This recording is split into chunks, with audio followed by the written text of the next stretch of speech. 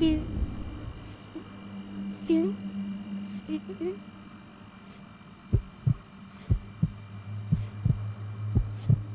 grew up in a small town in West Virginia. I won't share the name of the college I attended, but it was a small university in a little town about 15 minutes from where I grew up. I was a freshman in 2021, and COVID was still an important factor in my college experience. One of the biggest impacts was on the dorms. Most students didn't stay on campus due to COVID, so they rented apartments nearby. I was poor and didn't have that luxury, so I stayed on campus and drove home for the weekends since I lived so close. Still, I wanted the full college experience in the dorms. On my first day, I met my roommate. We had chatted a little over text because the school had given her my phone number so we could get to know each other, which I thought was a little strange. She messaged me first and seemed nice. Meeting her in person, she was still nice, but didn't say much. She carried a privileged attitude. One time while talking, she said everyone has their own rooms due to a lack of students. I did last semester and now until you joined. I was a little taken aback and didn't know what to say, so I just changed the topic and continued the conversation. I told her I lived nearby and that I'd leave for the weekend on Friday and be back on Monday morning at 6. She didn't say much during the weekdays. She mostly stayed with her boyfriend in his dorm room. Now for the creepy part. The first Friday, I packed my bag for the weekend and left. I came back Monday morning at 6, just like I said I would. I didn't have class until 10, so I went back to sleep. I had a thick memory foam mattress, and after lying down for about 10 minutes, I felt the edge of the bed indent. I didn't move. I waited a minute, barely processing what was happening because I was so tired. Then the mattress went back up. That's when it hit me. Someone had leaned on my bed.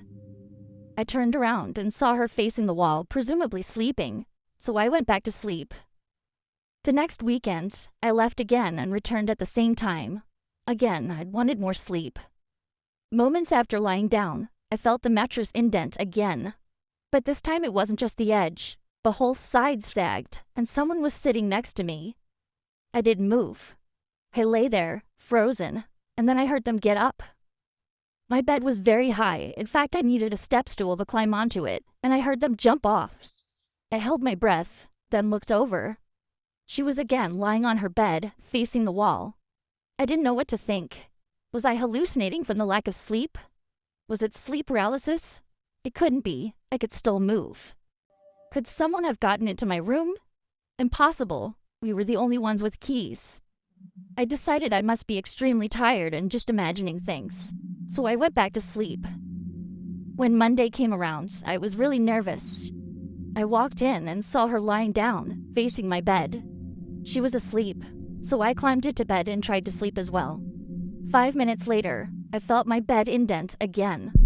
I squeezed my eyes shut, felt someone sit next to me, and braced myself to turn around. Then, I felt a hand at the back of my neck.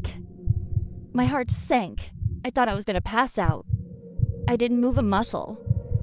They didn't squeeze, they just held my neck. What felt like hours later, I felt them finally get off my bed. I still didn't move. I stayed frozen for a few more moments, terrified, then turned around. She was facing the wall, sleeping, but I didn't care. I left the room immediately and called my mom. I didn't go to class. I told my mom everything, and she reported it to the school. I was allowed to switch rooms, thank God. They asked if I wanted to involve the police, but I said no. There wasn't actual proof she had done anything. I just asked them not to give her another roommate. After unpacking in my new room, I remembered a few things. She had once told me that she had a previous roommate who didn't stay long, but she never said why. I also remembered one day she opened a locked drawer containing about 10 bottles of prescription medicine. She said it was for a skin issue. I wondered if that was true. Maybe she had another disorder or scary side effects from the medication. A few days later, I realized I had left a book and binder in her room. I didn't care much about the book, but she messaged me asking me to come get it. I told her I needed to focus on school and my new room, but agreed to retrieve my things to avoid suspicion. My key still worked, so I went in. She wasn't there, and I sighed in relief. I grabbed my belongings and turned to leave. As I turned, She was standing in the doorway. I hadn't heard her unlock it. I smiled, trying to stay calm. She didn't say anything at first. I walked past her to leave. Then she asked, "Where's your new room?" I told her it was on the first floor. She asked which hall, and I lied. She asked what it was near, the stairs, the front, the office, etc. I said I didn't remember, but she kept pressing. I lied again, saying it was near the stairs. I turned around and left, never seeing her again. I thought about telling her boyfriend, but I was too scared. I still think about it. Was I dreaming, hallucinating? I don't think so, but it couldn't have been anyone else. Only we had keys. Maybe she was sleepwalking as a side effect of her medication. Or maybe she was planning something sinister. My mom thinks she was testing how close she could get to me before I woke up, and that one morning, she might have actually tried to choke me. I don't know. It's in the past now, and I hope she never had another roommate again.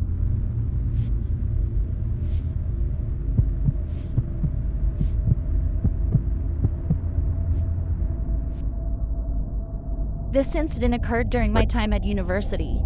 I attended the University of Huddersfield from 2021 to 2023. It's not exactly known for its nightlife, so a lot of students end up spending late nights on campus, especially in the library or the academic buildings that stay open 24/7. I've never been the type to stay out late myself, but this happened during my last year when I had no choice.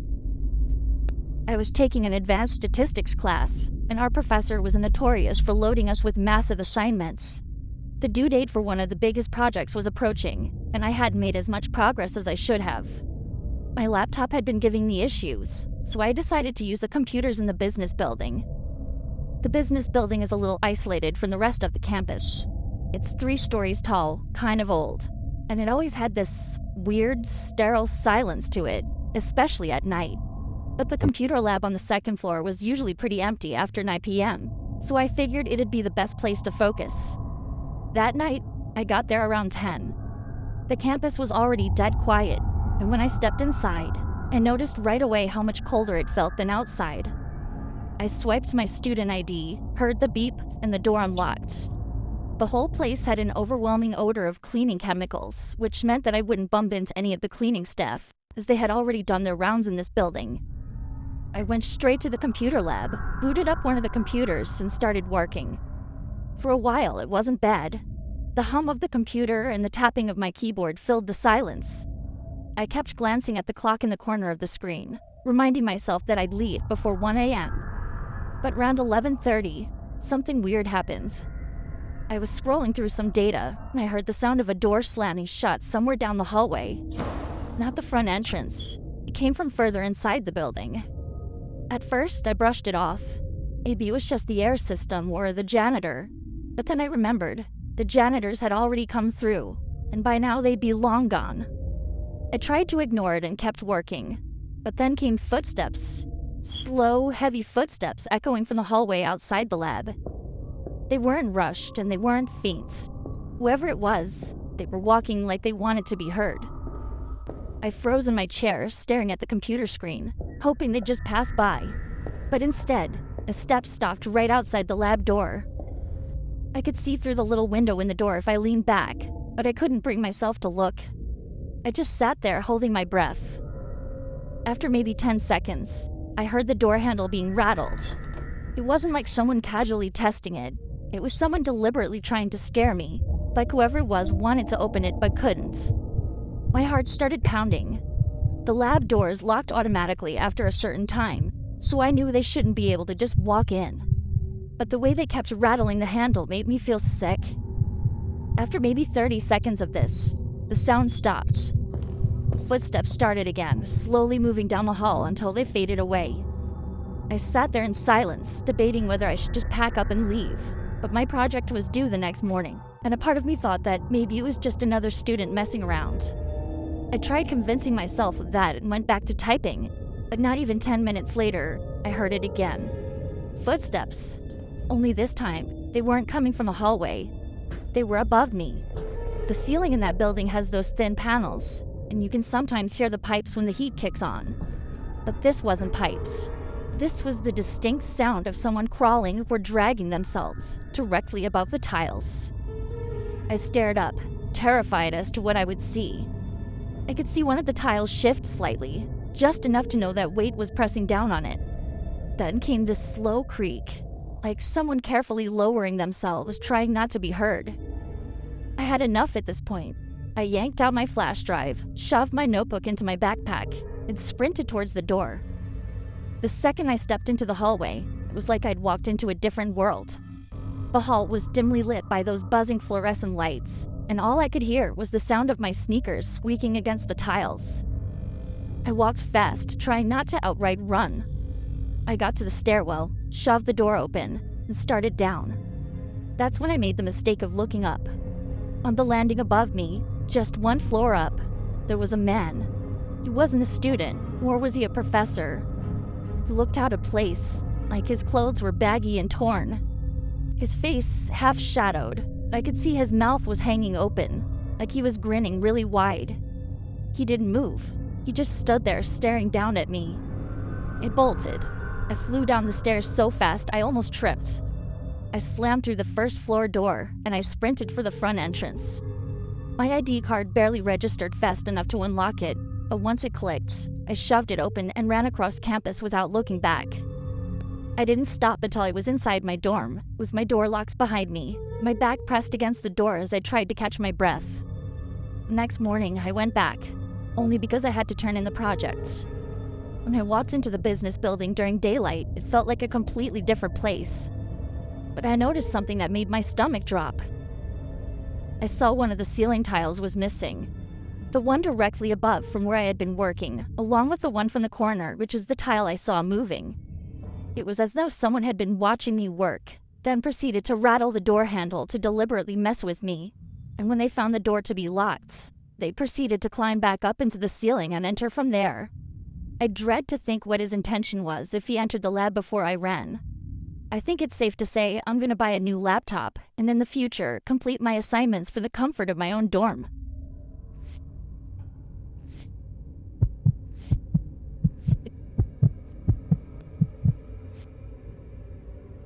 My name is Annabelle.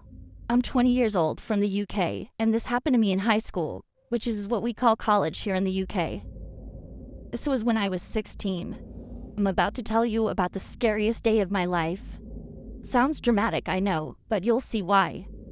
So for context, my school had these lanyards with ID cards on them, and although anyone can walk into the building, you can only go beyond the foyer if you scan one of these IDs on a screen, which opens the door into the school.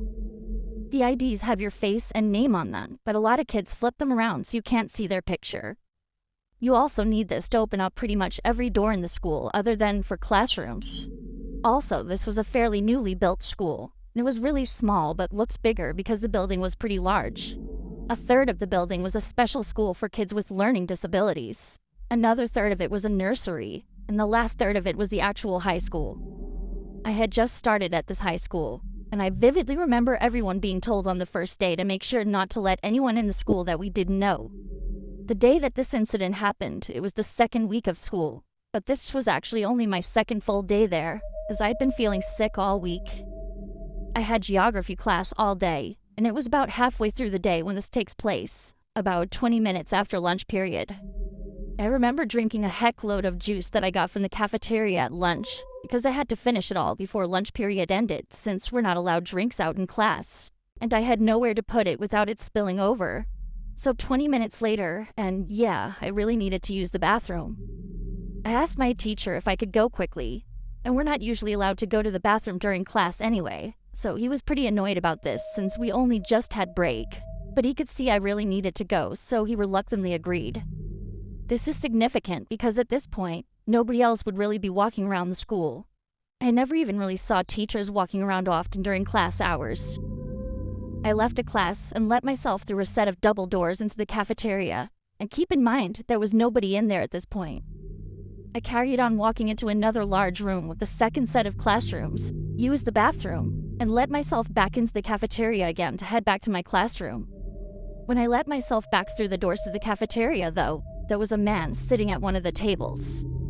It wasn't weird for someone to be in there, Like I said, people aren't usually walking around during class hours, but they still do. I mean, I was too at that time. I didn't know who it was that was sitting there.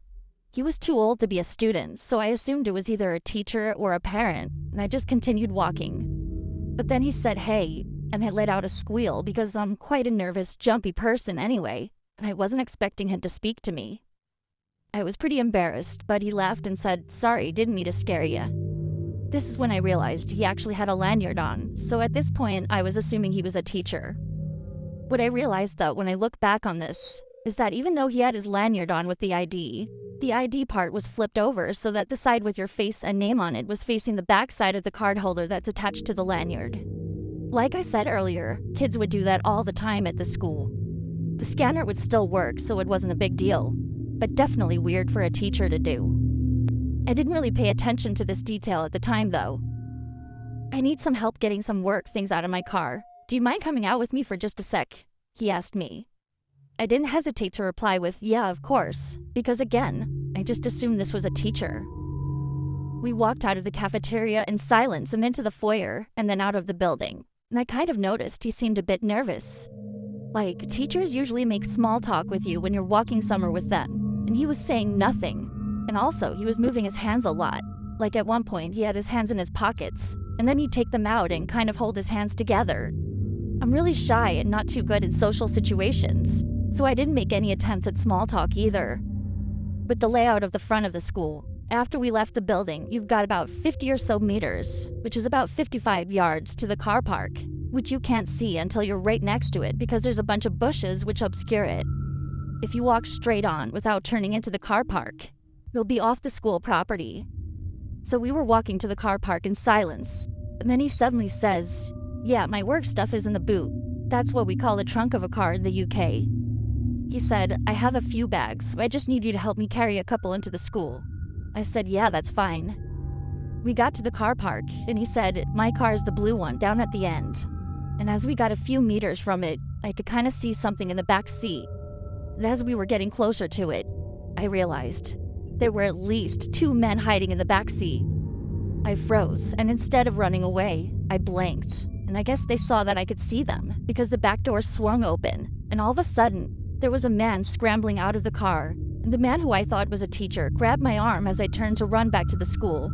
This guy was pretty tall and large, by the way, and for context, I'm 5'2" and quite underweight, so I don't know how I managed it, rush of adrenaline or whatever, but I used all the strength in my body to yank my arm out of his grip and start running back towards the school. I could hear multiple heavy footsteps running after me, but thank God, they stopped pretty soon after I started running away.